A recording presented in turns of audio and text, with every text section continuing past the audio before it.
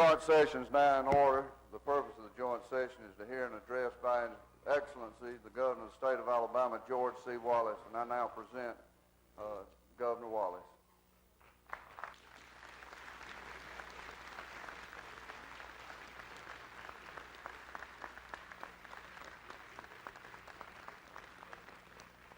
Well, thank you very much, President Pro Teague, John Teague, and Speaker Drake, ladies and gentlemen of the legislature, and my fellow citizens. I have a letter from Governor Baxley, who is not here today because I insisted he not come, because he was here on the Tuesday that I was supposed to address you, but I've asked him not to come because he's in a major case. He sent me a hand-delivered letter in which I would like to read one paragraph. It's my sincere hope that we can continue to the spirit of cooperation we have had among you, the House of Representatives, Speaker Tom Drake, and the Senate in my office over this past year. I look forward to working with you in the years ahead. I trust that you will call on me when I can be of assistance to you, all the people of Alabama. So, ladies and gentlemen, I'm not going to give you an oration today. I don't think it's time for one, but we face some very sober times in Alabama. We must, of course, approach those times with sober minds, and knowing that last year we were in very bad shape because of the simple reason. I will give you some of the things that did happen last year. Of course, we've come a long way since last year, but when we came into session, as you know, your administration and my administration, the general fund was 15% in proration, with income running about 70% of the budget. The education fund was in 10% proration. We owed the federal government $5 million on Hurricane Frederick. We owed $109 million because of misspent revenue sharing monies in federal funds. No misspent as far as corruption is concerned, but in some instances, good causes, but it did not meet really the technicalities and guidelines. We had just gone broke in the unemployment compensation fund, had to borrow $54 million from the federal government, which cost us heavily in interest. Medicaid was funded largely on one-time money. Bills owed by the state were not paid and behind for several weeks. We faced a very real possibility of not being able to meet the first two payrolls. We were, you might say, in sort of a messed up condition. That was not because of the last administration. That was because just immediately after I went out of office in 1979, the worldwide recession hit very heavily. Governor James, of course, presided over probably 4 of the hardest years that any governor of Alabama ever faced, maybe since the war between the states during the Great Depression of the 1930s, of which I am a child of. But thanks to a lot of hard work, we're much better today. Through good fiscal management by the finance director, department heads, and others, we've met payrolls, paid the state's bills, paid off much of the indebtedness, worked with our federal officials to get a forgiveness concession on the revenue sharing and a payment plan on the Hurricane Frederick disaster debt. With the help of many of you here, we passed unemployment compensation legislation, which enabled us to pay back the $54 million loan without any interest being assessed. That same legislation raised our benefit level to the southeastern average, when we had been on the very bottom. The decline in unemployment, sound fiscal management, more confidence from our private sector. The growth of our educational trust fund was phenomenal last year. Before the end of the fiscal year, 82-83 last September, we were able to return all funds held back by proration to our school systems. No school system or school lost a dime because of proration in 1982 and 83, because, of course, of the upturn in the economy. Today, instead of being proration, we have a working balance, real and projected, of $308 million in a special educational trust fund. Of course, part of that is one-time money. It is quite a turnaround to come from $140 million down to a $308 million advantage. This could not have been possible without your help, and also the help of our professional administrators in education, our teachers, and most of all, the hard work and productivity of our working men and women in Alabama. I might say also that federal funds are being lost by every state in the union. We're trying to get the figures per person of the federal funds that we've lost. But we know the federal government continues to shift more and more of the funding burden of the states as they wrestle with the federal deficit. We're faced with curtailing our severely limiting some services or increasing funding. Medicaid costs have been held more in line than ever before. But if we are to continue this vital program to our elderly and disabled, we must provide additional revenue. The state troopers have been forced into selective patrolling for some time. Last year, when in proration, each trooper could only patrol a very few miles each day. We must increase funding to the state troopers if we are to ensure a reasonable degree of safety on our highways. We need additional troopers, vehicles, and operational resources. Our parks are in a bad need of essential maintenance. If we do not make certain repairs, we will be facing greater costs in a very short time. We are blessed with an outstanding park system which serves to attract many visitors and keep many Alabamians vacationing in the state. We have simply got to take appropriate care of these parks. And parks, all parks, cannot be self-sufficient. If you did, you would, of course, keep the average citizen from enjoying these parks provided by the state. And I might say that the park rating system in this country rates Alabama as having the second finest park system in the United States.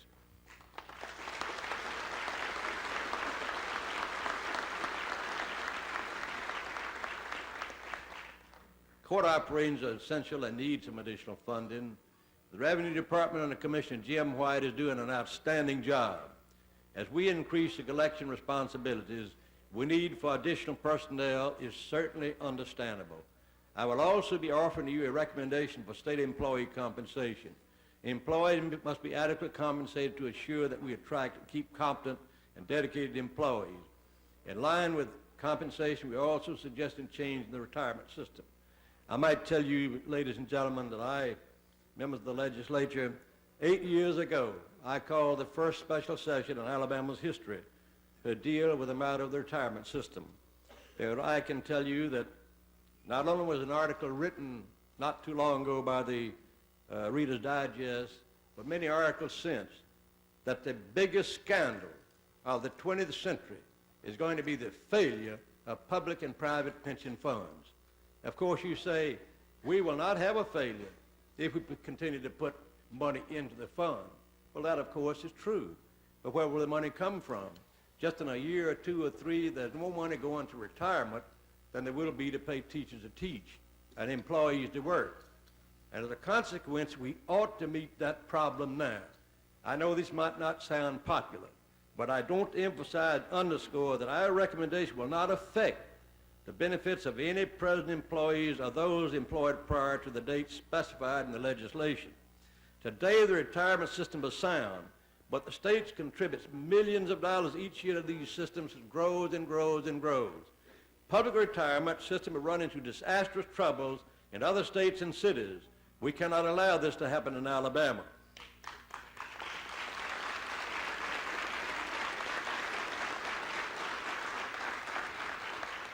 Current state employees, teachers, judges, and troopers should understand that the recommendations we offer are necessary to preserve and ensure that their retirement is protected and the system will not be in jeopardy during their retirement years. This is a problem that I could have passed over and let it happen in the next 2 or 3 years, but it's the duty of the governor to present this to you because it is a fact that we grow millions and millions each year extra to put in this particular fund, which is going to someday dry up the educational trust fund for anything but retirement. In time, and also the employee system too. The time to correct the problem before it gets to be a crisis. We cannot continue to offer retirement that in many cases rewards employees above their working salaries. I trust that each employee group will recognize that effort is designed toward future employees as to the level of benefit. I re-emphasize that current employees will not be affected in regard to benefits. We're asking that all current employees increase by 1% the amount they contribute to their retirement. And as we adjust the compensation, this should be painless and to all and fair to employees and taxpayers, including the Educational Trust Fund, those who work out of it. I can tell you, I say this may not be very popular, But Governor James recognized what was going to come about, and he had a session on it himself. I had one 8 years ago because I was very concerned. And therefore, I'm, of course, asking you to consider this legislation because statesmanship is going to be required to place our retirement system to guarantee that those who are going to, in that older age, be able to be paid. Mental health is underfunded by $7 to $10 million, much of this because of the loss of federal funds. We have space in some facilities for patients which cannot be used because the department cannot pay for additional personnel. We must raise better than $7 million for mental health. And I'm proposing legislation to do just that by equalizing 2.2% utility license tax, which is currently paid by every customer of Alabama Power, every rural co-op customer, whether served by TVA, co-op, Power, Alabama Power. Some 10% of the customers do not pay this tax because they are served by a city system. If some are going to pay as a 90% do, then it is only fair that all pay this tax. This revenue is already earmarked for mental health.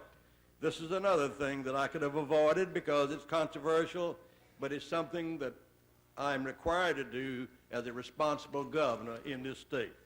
I appreciate the work that you did in the past session to bring about an upgrading of our prison system and to solve some of the problems we face there. We have opened the West Jefferson facility and moved toward building the new prison in southeast Alabama. Overcrowding is down, but we're still gaining better than 156 prisoners per year instead of the 100 in my speech, written text. One would have to look long and hard to find a state that has done as much as we have in the past year, and for that matter, for the past 6 years under Governor James, to upgrade a prison system and meet standards set by a federal court. I appreciate your help and the help of the people of Alabama. Today, I ask the federal court to recognize its progress. I ask them also to help us as we continue to meet with this problem. The federal 11th Circuit Court action last week was encouraging, as it stayed the contempt citation against state officials and stayed in the release. Hopefully, this action will soon be made. The federal district court contempt citation against the Attorney General and the Prison Commissioner was utterly ridiculous. On the one hand, the judge told the prison commissioner, "You're doing a good job. I'm going to fine you anyway." He could have said very well, "You're not guilty of a crime, but you're going to prison anyway." I've never heard any such statement by a federal judge in my life. You're doing all you can.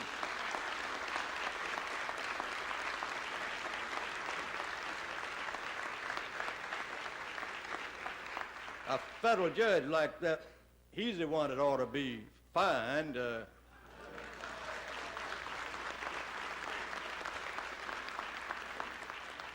And this knee-jerk action has cost our taxpayers over $500,000 today. And the knee-jerk action of the federal courts in the 40s and 50s who brought about this criminal wave in this country, they, in my judgment, have put us, and that's not in my written speech, but I believe it, has given us the most expensive, laborious jurisprudence system, criminal and civil, of any country in the free world.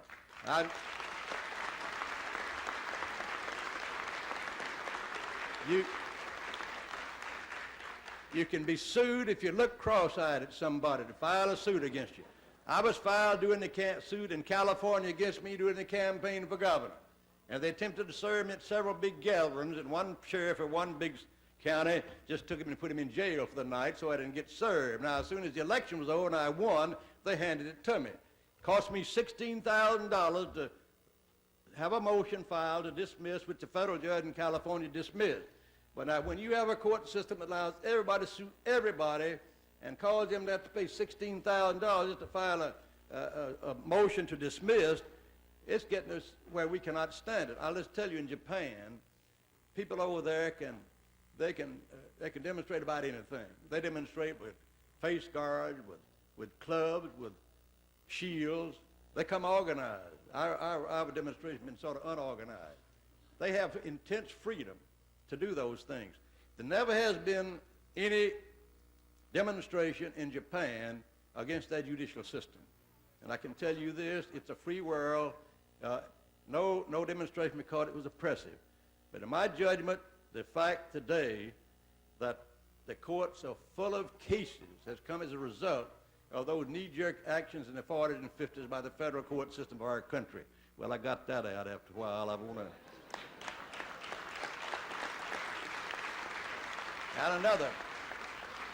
And another silly thing, the only people in penitentiary today are violent criminals, those who murdered and robbed and raped and first-degree burglary, breaking your house at nighttime, which is very dangerous. But the space requirement by the courts, they must have 60 square feet per prisoner, is as ridiculous as everything you ever heard of.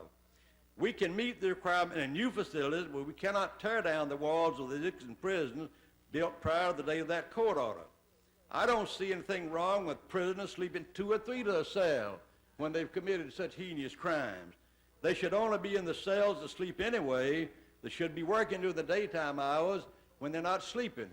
They are not in the penitentiary for misbehaving in church. They are there for punishment and corrective training because of misdeeds against society. Many of our college students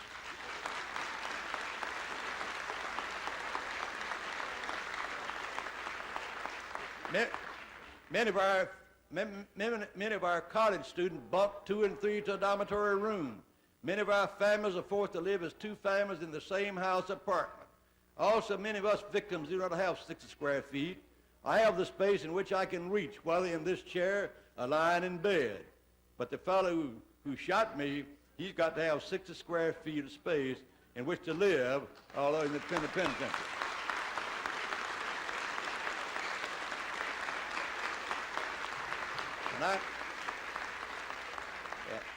I'm not trying to raise any more radical speeches and talks, but I tell you, Judge, you federal judges, there ain't going to be any mass release of prisoners in Alabama again.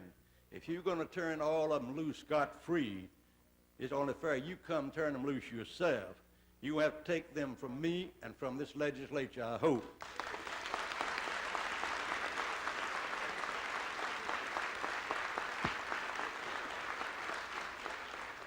We're asking you for additional funding for prisons in the amount of $14 million. The opening of new facilities will demand staffing and operational funds. Now, Alabama has a good business climate, and I left that headline on my desk that showed that we had more business starts in Alabama last year than any state of the Union. Small Business Administration, more than New York, Pennsylvania, and any other state. The biggest percentage of new business starts in Alabama last year by the Small Business Administration report.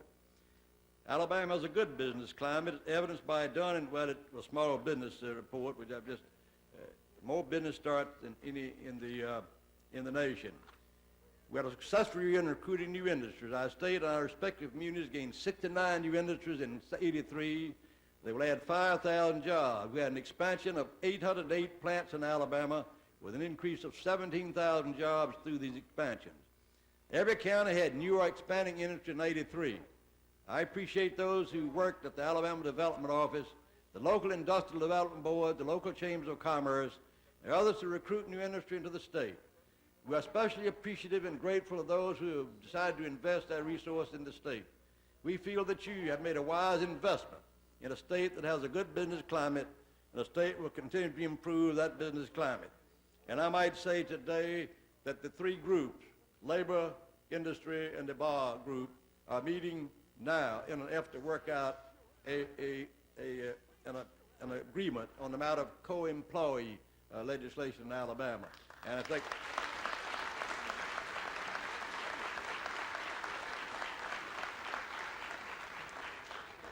I got them to meet beginning 2 or 3 weeks ago. We will intensify our efforts in the recruitment of industry and business both in the domestic and foreign markets. In '84, Alabama and the city of Birmingham will host the Southeast United States-Japan Association meeting in Birmingham. Several of our foreign friends in business and industry will be visiting among us. We look at this as an opportunity for Alabama, and we will continue to work in those overseas markets to attract investment for new jobs and to help offset the balance of trade deficit which faces this nation and threatens us economically. We went on a trip overseas last year. We announced a new television manufacturing plant, a microwave oven, 750 employee plant for Huntsville, Alabama. A Mitsubishi plant, $20 million is being built now in Mobile. And we sold the biggest soybean sale ever sold in Alabama, 2 million metric tons of soybeans sold to the Republic of China in Taiwan, and we signed the trade agreement there, and they took the bid right here in this chamber, and those $19 million soybeans, those 2 million metric tons, about $19 million. We had a $315 million Scott plant to be built. International is doing a 300 over in redoing that plant in Mobile. Hathco, CB Geiger, Thicol, I could name them over and over. But we have phenomenal growth this year in Alabama, which amounted to $1,261,000,000. Unemployment is down. It has been reduced about 4 percentage points. It is still around the 12% mark, and that is always too high. Any percentage is too high. And we will continue our job development efforts to lower unemployment into the single-digit level in order that every Alabamian will have an opportunity to get a meaningful job. I want to point out one of the reasons, of course, this has happened. Alabama lost 28,000 steel jobs at one time, you might say.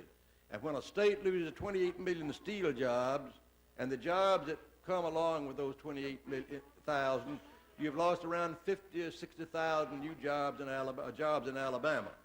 We have had a very successful meeting with U.S. Steel and the steel workers, which I want to congratulate Thurman Phillips and E.B. Rich and others that worked together along with Bill Miller of U.S. Steel that settled that and be 3,500 new employees that will be working there in Birmingham, and a new $115 million caster plant to be there, and it's hopefully that they will, of course, even go beyond that, which we expect them to do. I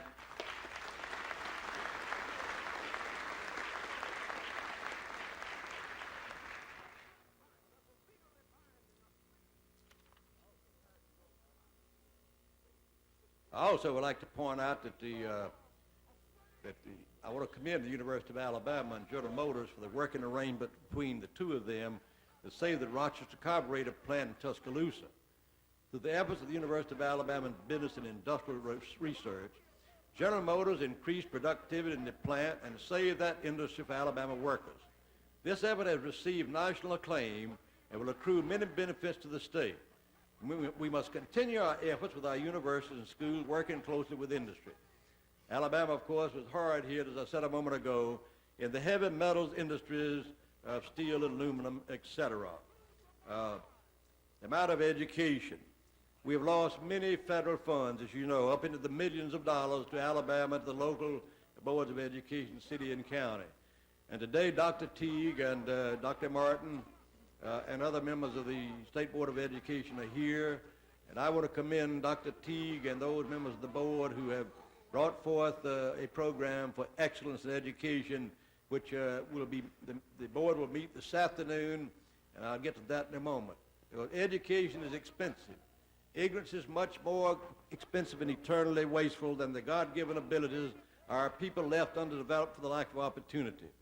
Alabama has made strides in education progress, but the competition is fierce.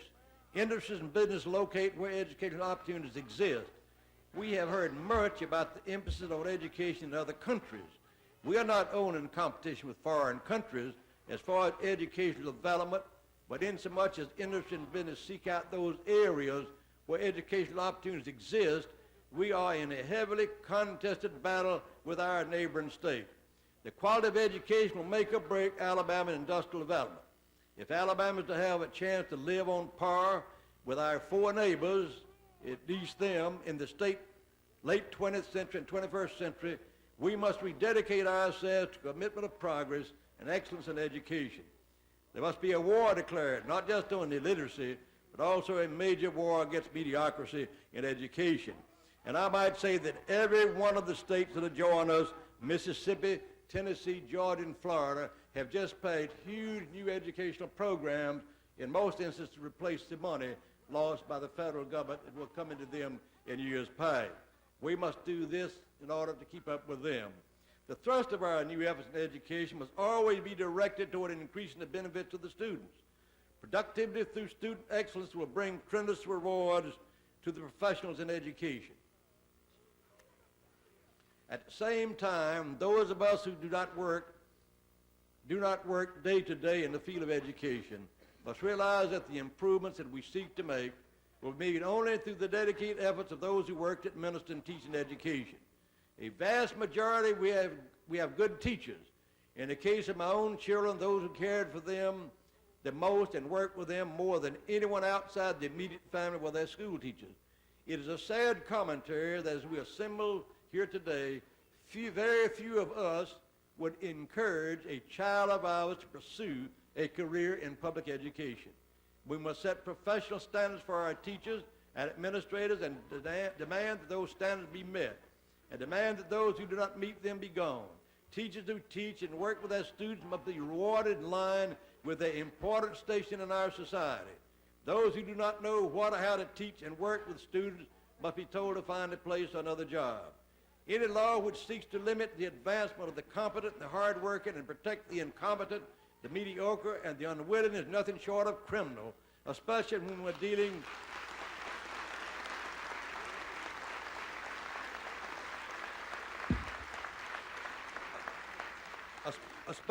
we're dealing with the training of the minds of our precious youth. And I want to tell you, I looked at the history of Clio that I read last night, my little hometown I was born. In 1911, they were offering chemistry, Algebra 1, immediate algebra they called it, algebra, calculus, Spanish, French, chemistry and physics, music and expression. And Cicero, Latin and 1, and then Caesar 2, and Cicero 3 in my high school in 1911. We even teach in Latin 2 courses, the first Latin and then Caesar. I took both of them when I was in high school and hardly remember any of the things I learned about Latin, of course, except to you lawyers and judges at res judicata, you know, and nolo contendere. I'm asking the State Board of Education, each local board, to adopt and implement teacher evaluation programs in all of our school systems. This program must identify the desired teacher skills and measure the degree for which those skills are performed. Criteria for improvement of any affected performance must be established, with improved performance made by a condition to continued employment. I strongly encourage our State Board of Education to study and upgrade teacher intern programs, certification requirements, and entrance requirements and standards of our schools of education. The state superintendent should proceed to appoint a special task force to study and recommend changes in the state's tenure law if needed. I agree that teachers must be protected, but the need for protection must be balanced against the needs of students.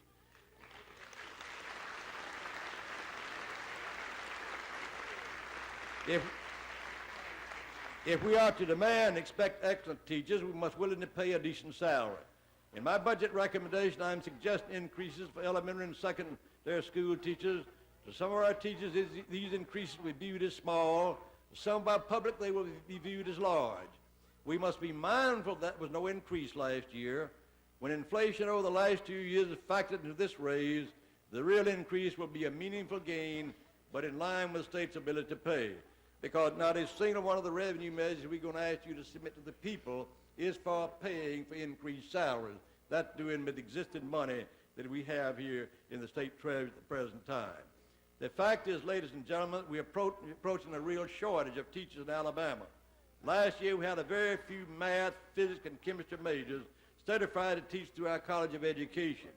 The demands for these disciplines in the business and industry sector are encouraging students to bypass the necessary training for teacher education courses. We also recommend an incentive and bonus program for which our teachers may compete. There will be monetary rewards for outstanding performance and available to all who have the initiative to pursue them. We're asking for $1 million in math and science scholarship funds. These scholarships be awarded to outstanding students who commit to teach for a specified number of years to repay their scholarship. I also recommend in our budget are increases for additional research in our universities, increases in the post-secondary system, and badly needed transportation funds to replace worn-out school buses. We also recommend increases in the textbook program and burned-out school funds to assist our local communities and to ensure that the students have the necessary tools with which to work. The time has come for the state of Alabama to stop talking about kindergarten, make them available to every child in the state, every 5-year-old child in the state.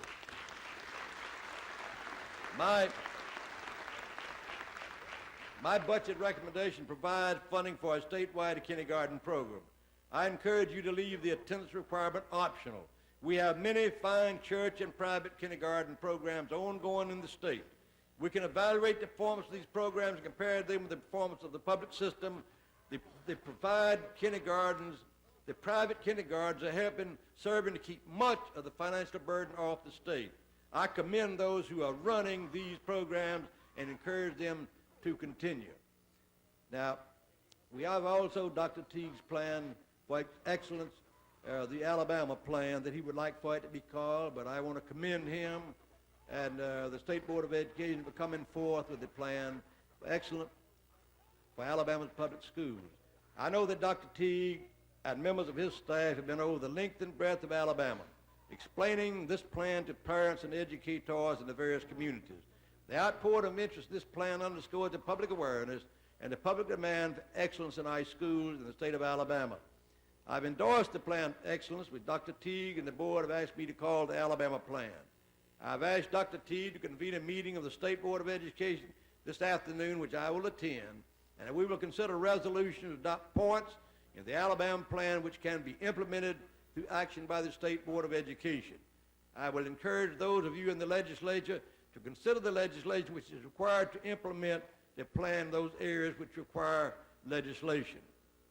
One of the most common questions asked of me in regard to this plan has been the mistaken impression that the plan would do away with interscholastic athletics in our schools. I can assure you that is not the case.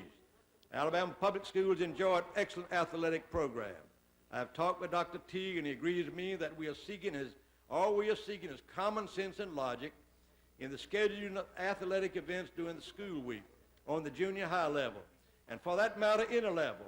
We should not consider scheduling more than one athletic event during a week that would occur on a night preceding a school day.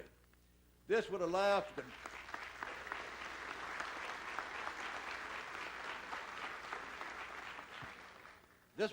for a continued basketball program in our high schools, other athletic events which are important to boys and girls in Alabama. Athletics serve as a cohesive force for many of our communities. They serve as a motivator for many of our students and actually entice many of our students to remain in school who otherwise might drop out. I feel that we can continue to keep our fine system of championship playoffs in the state of Alabama and would encourage the state board to do so. Again, we must use common sense in our schedule. Schools do not have to travel 200 and 300 miles to play an athletic contest. And I say that the resolutions that will be asked the state board to implement the Alabama plan are as follows: to require all teachers to include homework as a part of each student's instructional program. We need parent-teacher conferences for all students. We need better guidance programs.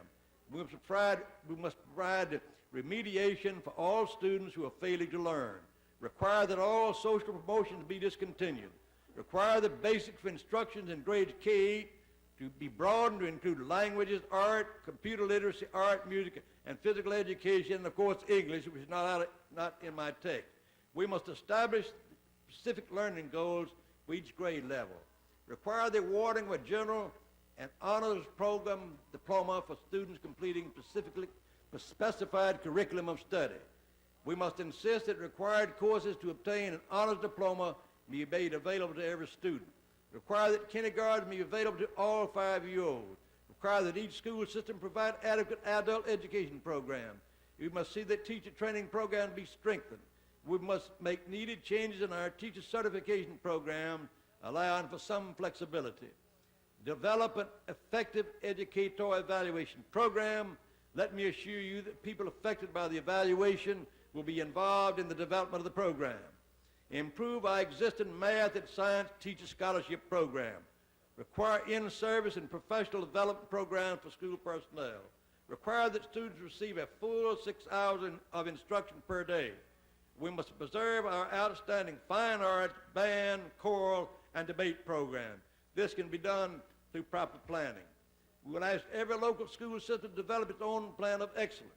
Finally, we must strengthen our curriculum requirements for all students in all program areas. The Alabama Plan provides this in a very adequate way. In order to implement the Alabama Plan, I'm asking you to pass legislation to establish the Alabama Education Reform Commission. It will be composed of representatives of business, industry, labor, education, and citizens interested in seeing Alabama become a leader in quality education. It will be charged to study and develop reforms in teacher compensation and professional standards for teachers and administrators. I want to get to highway briefly, and I hope briefly the rest of it. During the last 8 years that I was governor during the 70s, there was no additional taxes enacted in this state. Even during the depression of the recession of 73 and 74, we continued to grow in revenue. But we now find ourselves with enactment of federal legislation. We will, ladies and gentlemen, we must, for the next 5 years, we have $1,400,000,000 available from the federal government to Alabama. We must provide $200 million, $40 million rather, each one of those 5 years. We have a program that we're going to present to you because it'll be a pay-as-you-go basis, and the $200 million added with the $1,400,000,000 over the next 5 years will mean $1,600,000,000 program. And therefore, we must take advantage of this matter because the roads in Alabama need it worse than anything I can think of. We also passed last year a task force about the matter of recommendation of the Alabama's tax structure and make additional requirements for improvement in the tax system in light of Alabama's future needs. Well, on the matter of the highway matter, a plan will be presented to you that was suggested by the Highway Committee of the House and Senate, which the governor's office has accepted. And of course, when this group sent me the study, they said, Governor, we're not sending you what can be done, what ought to be done. Because many of their recommendations have been tried in this House for 15 to 20 years. When I was a legislator, I never got further than a committee. So there's no use to introduce those matters. But in view of the Waterhouse's work in committee further consideration, the task force has recommended certain options to which I pass on to you. They recommend that if we're going to enter in the 21st century and the last part of the 20th, we've got to have funding measures that will apply to fiscal year 84 and 85. And in keeping with their recommendation, I'm asking that you submit to the people of Alabama 2 constitutional amendments. Let them vote on it, because they say that everybody's interested in education. We should let them see. All of these task force and newspapers have been saying if we'll pass certain type legislation, it will, of course, do wonders for Alabama's tax program and reduce some of the aggressive nature of it. These constitutional amendments are designed to raise funds for future revenue in Alabama, not designed to raise for anybody's salary during this session of the legislature. One of the amendments addresses a property tax, while the other deals with individual and corporate income taxes. Although the proposed income tax amendment revises the maximum individual income tax rate, which can be levied from 5 to 6%, the accompanying enabling legislation, which I propose, will be structured so that there will be no increase in the tax burden of the average married couple. Those couples with yearly incomes of $20,000 or less should not pay 1 cent in this new amendment. For every increase of $10,000 above this amount, $100. Corporate income tax would be raised from a flat 5% to 6% with the passage of this amendment. We also propose a new $6 million state property tax, which will be used to provide funds for education, provide new monies for the state general fund, and to provide new monies for the counties of this state for use both for education and for the county general fund. It is my belief, however, that any tax increase should not burden the small homeowner or the small farmer. And so I am proposing that the state homestead exemption from property tax be increased by 20%, so that the owner of a home valued less than $50,000 will not have to pay any property tax. In addition, I am proposing a new exemption for the individual rural landowners, not corporations, whose property does not exceed $25,000 in excess value. Now, you have a 10-cent, they in the 10-cent bracket. When you talk about assessed at $25,000, You're talking about the worth of the land is $250,000.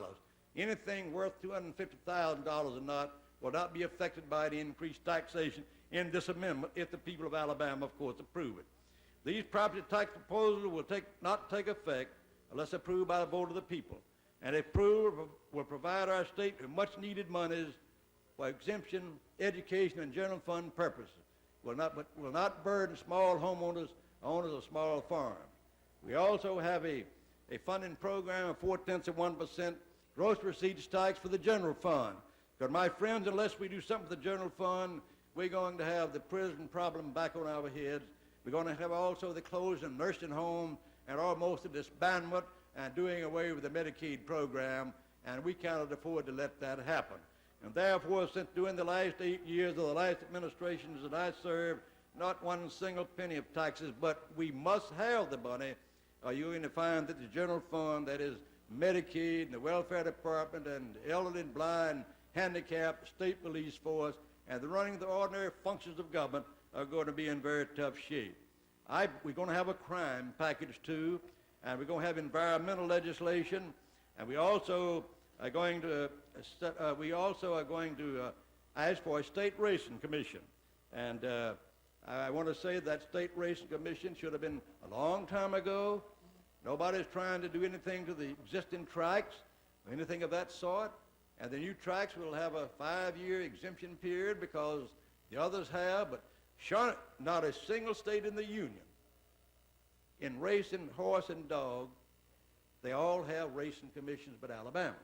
And in my judgment, if you can have a proliferation of that going on by votes of the people in this state in various jurisdictions, you ought to have a state racing commission made up of 5 or 7 of the highest type people in Alabama confirmed by the Senate of Alabama. And I'm sure the Senate of Alabama would not confirm someone appointed by the governor they didn't think should be on that kind of commission. This is no attempt to interfere with any present racing program at all.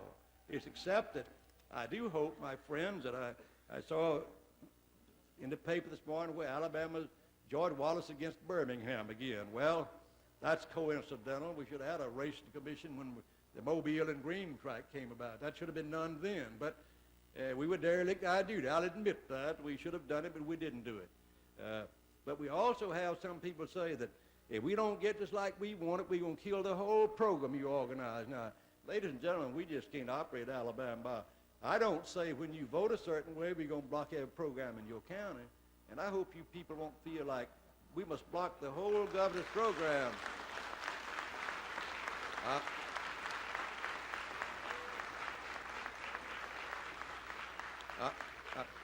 Are you going to block the program that would keep nursing homes open? Are you going to let them close? Would you block a program that loses $1.4 billion in federal funds for highways in Alabama? Well, if you would, then in my judgment, it seems like there's too much interest in the amount of dog and horse racing in Alabama, because nearly every session that we've had up here for the last 3 years, all I've heard is dogs and horses and gambling.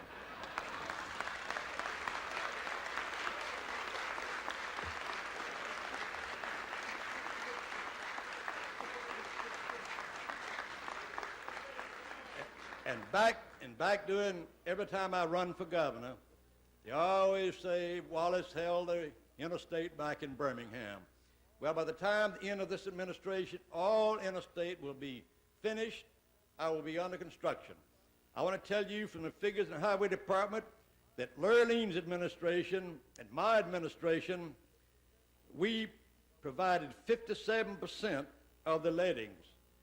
The $100 million bond issue raised by Governor Lurleen Wallace in 1967, placed the financing in place for that let by Mr. Brewer.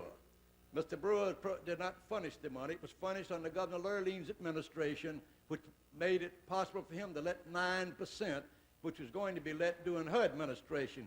She got the money up to match the federal funds. So we can add that 9 to the 66. Our administrations were directly responsible for 75% of interstate funding in Birmingham, all the other governors 25%. And I think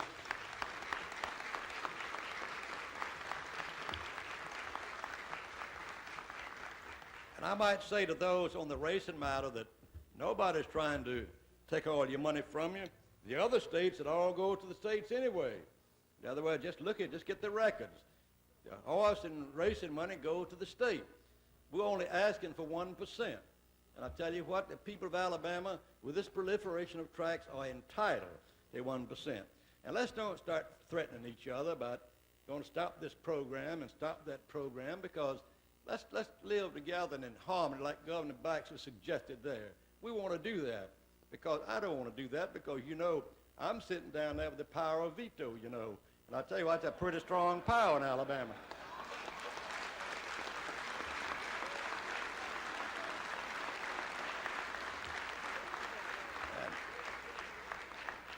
And I don't intend to use that to punish anybody, and I hope anybody's not going to use anything to punish our administration, and so I think, ladies and gentlemen, we all be together, and let's remember the problems that face our state are very important. They must be solved. You are serving and I are serving in probably the most perilous times in Alabama's history because of the destabilized world condition. But we must have confidence that things are going to keep on going, and that God is not going to let this country go down the drain. He's not going to let a world recession destroy us, and therefore let's be confident, look to the future. Unless you pass this program and submit those two other programs to the people of Alabama, they are the ones who will have to vote on them. They will say whether they want you to have this money for education or the general fund or whatever it's going to be used for. It will not be you and me putting anything on them, be themselves. I ask you to please do that. I ask you to please take and rise, all of us. I'll rise to statesmanship for once, maybe. That's what somebody thinks. You rise to statesmanship and we'll have a great administration. Thank you very much.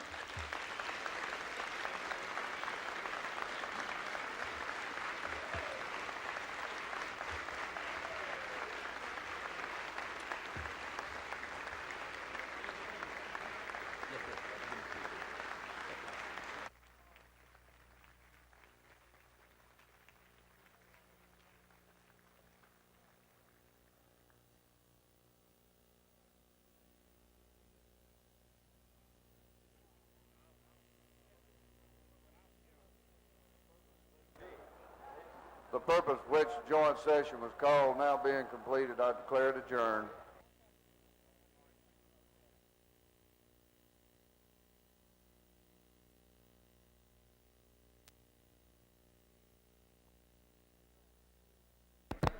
Jojo, don't move, because we got a live.